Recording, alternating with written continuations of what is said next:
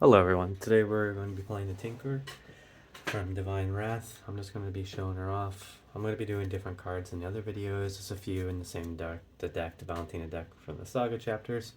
Let me break down the Tinkerer real quick. So in the beginning of the game, you're going to choose 6 of her powers. So I chose these 6.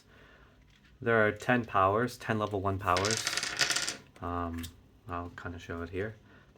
Here's like level 2, so these powers will level up. So at the beginning of the game, you just grab the respectful. You lay out the 6 powers. Either you choose her 6, or you can just randomly get 6 level 1s. Then you grab the level 2s and the level 3s of those powers and set them aside. Throughout the game, she starts off really weak, and you're going to be able to level up her powers through her roll card, which let's go over that. She has an always active that makes her immune to replacement effects. It's kind of necessary since, her powers are leveling up. It would be really bad if she just loses all of her powers. Passive, gain 1 dabble each time you activate an ability. Or gain 1 dabble each time you activate an ability. During the player attack phase, you may level up a power. Spend 5 dabble to level a power from 1 to 2. Spend 10 dabble to level a power from 10 to 3. The flip. You can choose one. Gain 1 dabble, or remove 1 power and all of their levels from your player board from the game. Gain 5 dabble. So towards the end of the game, you might want to start removing power, so try to power up some of the other ones. Probably a little bit better in co-op. If you do that in solo, you're leaving yourself very vulnerable. If I were to get rid of 2 of my powers, I would only have 4, and if I took 4 damage, and you'll be in trouble. But it might be a strategy towards the end of the game. It's just for you to decide during certain monsters or bosses. So yeah, be on the lookout for that. Let me talk about our powers real quick. So we got the overly complex device. I could not fit the word device, but we will get that on there. So this says choose one, deal 2 damage, prevent 1 damage to yourself, give 1 burn to an enemy. Burn is like burn counters, they do damage at the beginning. Adjust 1 die by up to 2, deal 3 damage, deal all players 1 damage. The bottom is this cannot be activated during the next combat. Choose 3, deal 2 damage, prevent 1 damage to yourself, give 1 burn to an enemy, adjust 1 die by up to 2, or deal 3 damage, deal all players 1 damage. And just like go over it, you can see. So if we get the level 3 version of this, I don't think I grabbed the level 3 version out. Uh-oh. Let me grab it from the other pile. Hold on. So the level, okay, so here's level 2 and level 3. So a level 3 version of this power is, deal 6 damage instead of deal 2. So it gets on 2 dice, you're dealing 6 damage. And the bottom, you get to choose 3. But again, this power cannot be activated during the next combat. So it's a one-time thing. I mean, you won't be able to use the next combat, so it's pretty good against, certain monsters and stuff.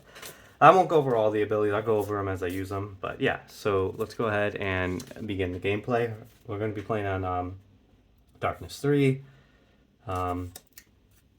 Since, at this point of the game, we'd probably be at like 16 or something. We're going to be playing the Always Night version.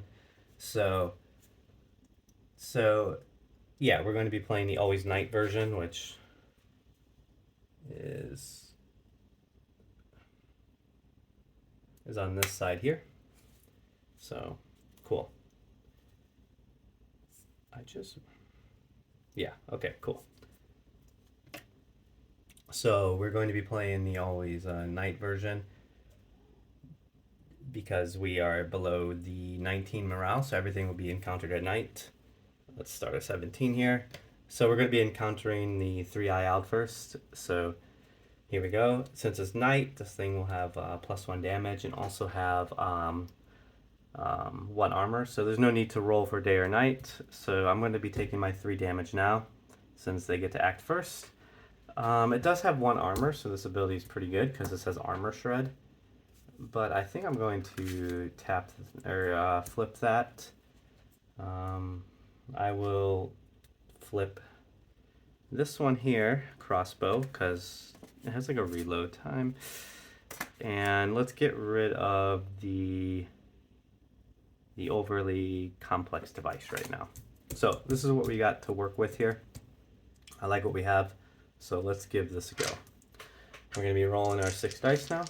Our goal is to do 9 damage, 10 because of the armor, but if we go to the next round, we'll have to do a little bit more because of that armor. So right now we can do this. Wow, we got 5 6s, awesome. Why don't we go ahead and, I need different sets, so that won't work yet. Sure, I'm gonna go for these re-rolls here. See what I can get. Keep that 1. Cool. I did get 2 1s. I will say, like, right now, since we're later in the game, we're just gonna start. Oh, we got this nice little magnet tracker. I'm gonna say we start 3 dabble. Everything's level 1, even though we're later in the game. But let's, for the sake of the game, we're gonna start at 2 dabble. So cool. Okay. Okay, so I can do this. I deal 6 damage, and I deal all players 1 damage. I'm gonna flip this. I'm gonna take the damage on roaming shield here. Wait. Yeah, I think I'm gonna take. I have a 2 and a 5. Yeah, I'm gonna take the damage here. And I'm going to go for a reroll on these 2 dice. And I didn't get what I needed. If I got 4, I can gain 1 dabble, but this can only be activated once a turn. So I'm going to do my 5 damage. Because I reduced 1, I dealt myself a damage. Because I activated an ability, I gain a dabble. And since I know I'm going to spend morale, I'm going to go ahead and flip this roll card and gain an additional dabble. So, cool. I'm going to decide to spend my darkness, my morale now. So we get on to 16. I'll unflip everything. We have 4 dabble right now. And we immediately go to the attack phase again. So we're going to be taking some damage here, and let's go ahead. Don't see myself using this one. I don't need to do that much damage this time. Let's take it and take it on the armor shred and on the overly complex belt. No, how much damage do we need? I think we have to keep the grenade because then we have 2 abilities that give us the highest chance to deal enough damage. And then I will flip the roaming shield. So, cool. Let's roll the dice and see what we get. So we're looking for a 3 of a kind. Do we have a 3 of a kind? We do have 2 of a kind. We might be able to just go for this again. That would be not too bad. We do have the 1, 2, 3 to deal 5 damage. I think this will be better. So I'm going to activate this, but let me try to get a 4 here real quick. I already have a 4, look at that. So because this ability you gain 1 dabble, and because I activated an ability, I gain another dabble. This exhaust. Remember the bottom ability only allows it to be activated once a combat. So very cool. So now I'm at 6 dabble. I'm going to trigger this ability. This ability, just to show you, this ability has reload 2. So after it gets activated, this ability doesn't exhaust. It gets set aside off my player board. And I can only bring it back if I spend 2 wild die. But the great thing is, I will do that damage, and I have 2 dice left because I didn't spend 2 of the dice. So I will spend that. And bring the power back to my board. So there you go. So that's the new reload mechanic. It's pretty cool. Just something new added to the game. We added new mechanics. It's probably going to be used on one of the Cyberpunk characters, but she has a few different mechanics on different powers, like partner and reload and burn. She's a very unique character. Okay, so we defeated this thing. After refreshing, any player with fewer than 3... Okay, so now we refresh. Let's take our refresh phase. So we get to refresh 2 powers. I will refresh this. And we refresh 2 powers. So there we go. After refreshing, any player with fewer than 3 exhausted powers exhaust powers until they have 3 flipped. Then proceed to card 15. So I need to flip over 1 because of the on defeat effect. Let's go ahead and flip over. Let's flip over the grenade. Do I want to spend morale? I think I'll be okay. I'm gonna go for the risky play here. Probably shouldn't do that, but let's go ahead. So knight, because we are always knight right now. So for the night effect, you awaken to find yourself tied up. Maybe the guards thought that offering you up to Valentina would spare their village. Maybe they are working for her. Regardless, you will not wait to be killed. You fight against your bonds. Roll a die. So I will roll die. 6. You struggle. Proceed to card 17. So we go to card 17. Remember, we're on always knight. So this thing will have armor of 11. And we'll do +1 damage. And what's the special? So the night effect is increases monsters damage by +1, 2, 3, 4, 5. Awesome. So this thing is doing 4 damage. So I wish I could. I can go for prevent damage, so I don't. No, that's not going to help me really. So I'm going to be taking 4 damage. Increases monster damage by. So yeah, this is going to be doing 4 damage, and it has a special at the end of each round. Each bound player rolls a die, and a 1, they're still bound. So during the first round of combat, all players are bound and they can activate their powers. So this thing's just going to hit us. Can't do anything about it. We can't activate our powers. So yeah, I'm going to take 4 damage. Unfortunately, I should have used darkness. I obviously don't even know my own deck design that well. But so I will permanently lose a power. I think I'm going to choose to lose the overly complex device. I don't think it's going to work out for me this game. So I'm down to 5 powers. But now I can act. Oh, I need to roll.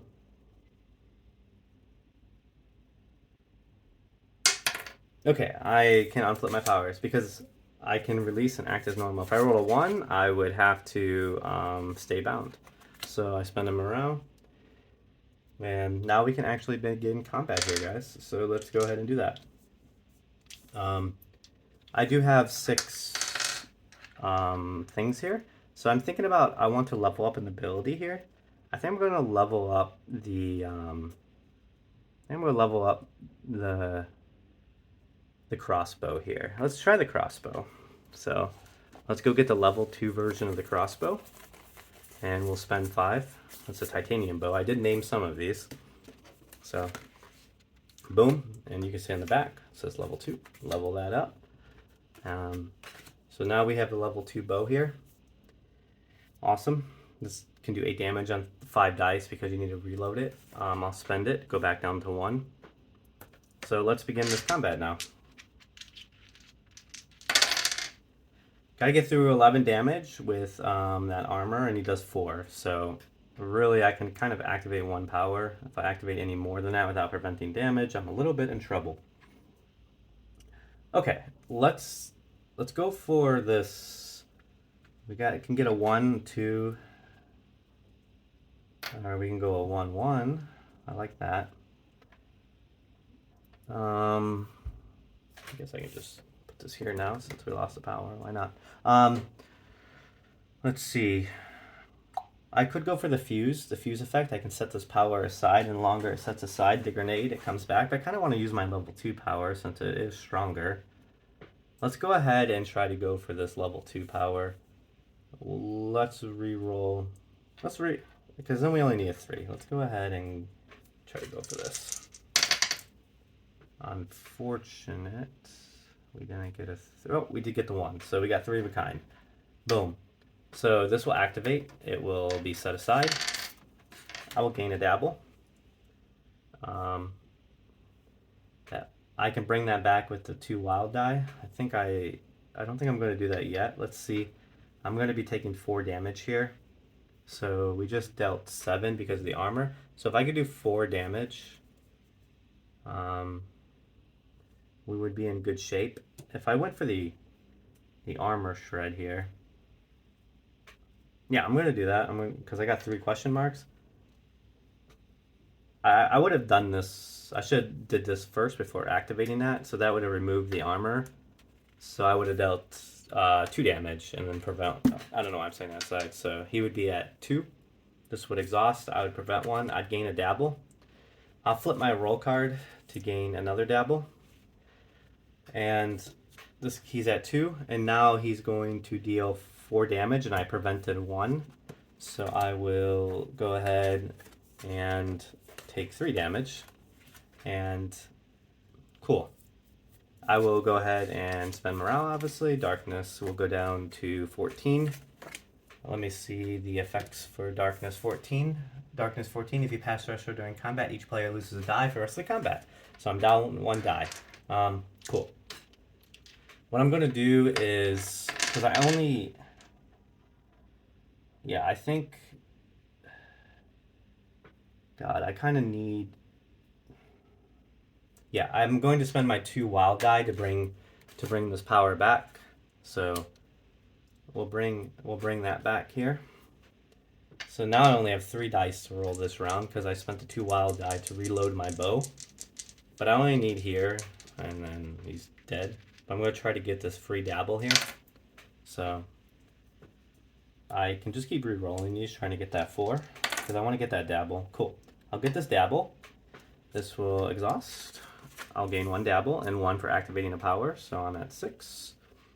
And I'll use this to deal 2 damage because of the armor. So he'll go down to 0.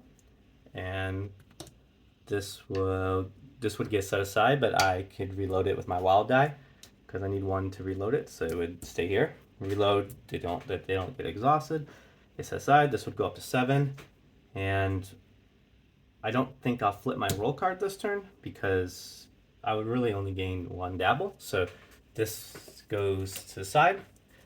Oh, what's resolve? There's no undefeat effects here, so we just I heal the basic 2, so I'll heal this, and we will go to the Death Village. Next card, day and night. So I just get to choose. I politely pass on his offer, or proceed to card 20, or I fight this Death Dealer.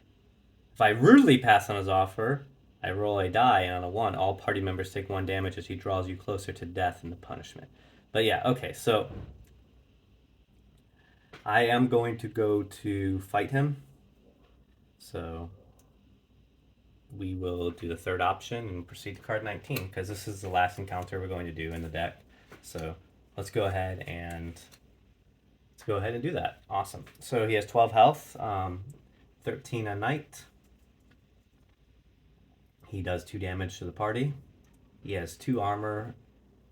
Cool. So he has 3 armor now because of the night effect. At the end, other specials at the end of each combat round, each player places 1 of their powers on this monster. This monster's damage increased by 1 for each power on it. Awesome.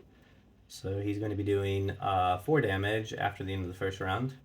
Night abilities that prevent damage or heal instead deal damage to the party. So it can't prevent damage or heal. Yeah, this guy is badass. He's scary as hell, and I do not recommend if you're fighting him, but hey, here I am.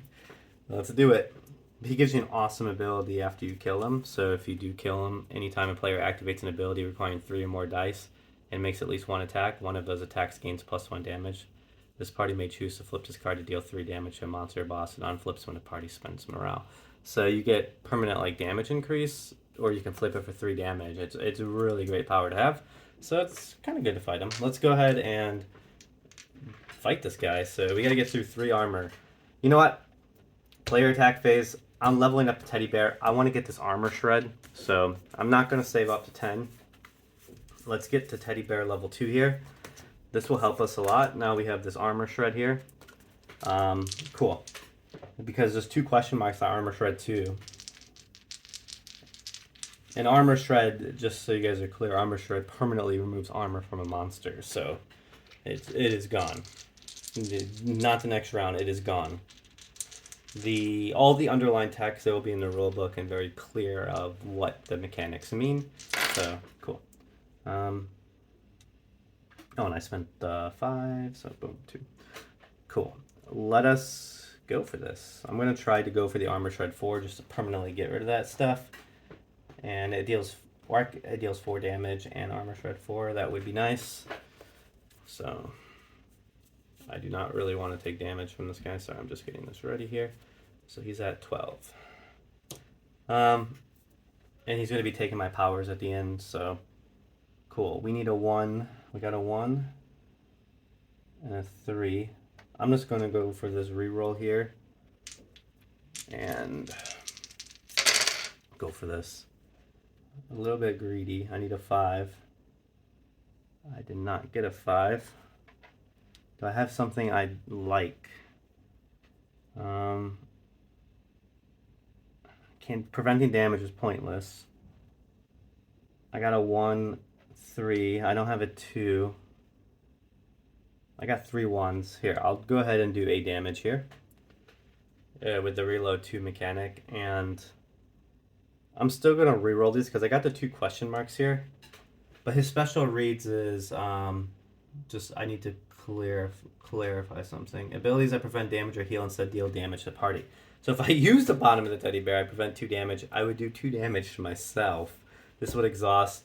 This would get set aside. I would do 2 damage to myself. Then he would do 4 damage to me. I would be pretty much dead. I do not want to prevent damage. So that is not the ideal play here. I need to go for the top effect here. So, because right now with this ability, if I activate it right now, it's doing only 4 damage. He still has all this armor. Or sorry, it's dealing 5 damage. So, I really want to go for this. I really want to go for this instead, because I want to permanently remove that armor. So I'm going for a straight reroll. This could be bad. Did I get it? Yes, I got the 5. Awesome. So, cool. I did get the 5. Unfortunately, I don't have here. So, I could do this. So, I remove 4 armor. Permanently gone. All of his armor now. I do 4 damage. He's at 8. This will exhaust. I gain a dabble. He's at 8 now. I could spend 2 dabble to deal 4 damage. It wouldn't be enough to kill him. So let's go ahead and go for this free damage here. And then I'll spend the wild die to reload it, so he'll go down to 5. Cool. And I will get a dabble, and I'll flip my roll card to gain a dabble, so I'm at 5. Okay, awesome. So now he'll deal 4 damage, so he's going to wipe out my board. I am going to not flip the cards because I'm going to spend darkness, so I'll spend that darkness.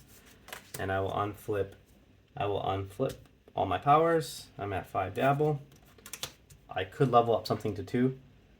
You know what, let's just say, for the sake of the game, I have 10 dabble. Let's level up something to 3. I just want to show you guys a level 3 power.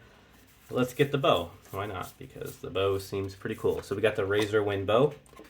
Let's say we level that up. This thing does 14 damage on 3 dice, 5 because you have to 2 wild dice. So it's 3 dice plus 2 wild to reload it, or 5 damage on any wild die plus a wild die to reload it. So 2 wild die, 5 damage. It is pretty strong, but you gotta keep leveling stuff throughout the game. So let's go ahead and do that. I only have to roll 1 die because I only have to do 5 damage. I could go for the 14. Yeah, so that is a Tinkerer in a nutshell. Hopefully you guys, yeah, he'll die. I'll get his special, which is really awesome because that's like permanent 3 damage every time you spend morale, or 1 damage every time you activate an ability with 3 die. So he wasn't as scary as I thought. And sorry, I forgot I was supposed to set a power on him. I would have set this power on him, and then at the end of each round, each player places one of their powers on this monster. So he would have did damage. I would have refreshed, and then I would have gave him the power. So I was excited because I was going to kill him, and I just forgot. But I would have put that power on there. But we did kill him, so great. I'll just this gadget belt. You could upgrade it, which is really cool. Like, I just want to show you. Like, the level 2 is you gain 2 dabble, only activates. But this has even more options. You can spend dabble on stuff besides abilities. Like, spend 8 dabble, all attacks deal +1 damage, and all players gain a wild die. pretty cool to combo off, especially in 5-player games. Spend 5 dabble, your next ability is free. If you got one of those 6 cost abilities that deal insane damage on her, that's already level 3. They can really work well together. And I'll show you the level 3 version, deal 12, or that's the gadget belt. Spend 10 dabble, deal 20 damage on 2 dice. But again, like, you have to get the dabble to spend it. So you have a good way to generate it by gaining 3 dabble. So this is like an alternative just to her roll card, just one of these powers. We got like the dimensional bike. This is a level 3 version, but you choose a partner. And the partner mechanic is you share dice. Each ability you and your partner activate deals +2 damage. So you share your dice pool. So you spend 2, and then you'd have basically 10 dice to share because that's 6 characters and you're 4. So very cool. So this, if you're with someone like Unmei with high dice requirements, the dimensional bike would be awesome. The bike and it has like deal 8 damage, prevent 2 damage. The bottom effect is like when you're a kid and you do the ghost riding on the bike is what I thought. Like you throw the bike at them and you can kind of prevent some damage too. But yeah, okay, that's it for the video, guys. Thank you for watching. Kind of went a little longer than I expected. I hope you enjoyed, and I'll get the vessel out next, and take care. Bye.